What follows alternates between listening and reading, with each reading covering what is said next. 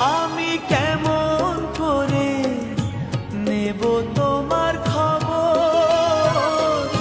তোমার ভালোবাসা তুমি নিজের হাতে দিয়ে গেছো খবর।